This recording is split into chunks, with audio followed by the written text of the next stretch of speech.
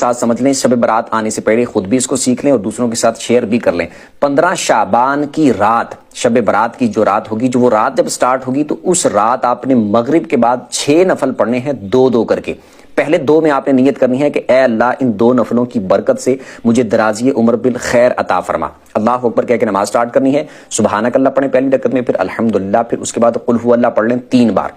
رکوع سجدے کر کے 1 رکعت، اس کے بعد دوسری رکعت میں آپ الحمدللہ پڑھیں، اس کے بعد پھر 3 بار قل ہو اللہ پڑھ لیں، رکوع سجدے کر کے التحیات پہ بیٹھ جائیں، التحیات پڑھ کے درود پڑھ کے دعا پڑھ کے سلام پھر کے 2 نفل پورے کریں، اور اس کے بعد پھر آپ نے 21 بار قل ہو اللہ پڑھنی ہے، یا پھر 1 دفعہ سورہ یاسین پڑھ لیں۔ اس کے بعد پھر آپ نے 2 رکعتوں کے لیے کھڑے ہونا ہے، اس میں آپ نے نیت یہ کرنی ہے کہ اے اللہ ان 2 نفلوں کی برکت سے میری بلاؤں سے حفاظت فرما۔ اس کے بعد آپ نے اسی طرح سیم جس طرح پہلے میں نے بتایا 2 نفل پڑھنے ہیں، سیم اسی طریقے کے مطابق۔ پھر یہ 2 پڑھنے کے بعد آپ نے پھر 21 دفعہ قل ہو اللہ پڑھ لینی ہے، یا پھر 1 دفعہ سورہ یاسین پڑھ لینی ہے۔ اس کے بعد پھر آپ نے 2 اور پڑھنے کے لیے کھڑے ہونا ہے، اس میں آپ نے نیت یہ کرنی ہے کہ اے اللہ ان 2 نفلوں کی برکت سے مجھے اپنے سوا کسی کا محتاج نہ کرنا۔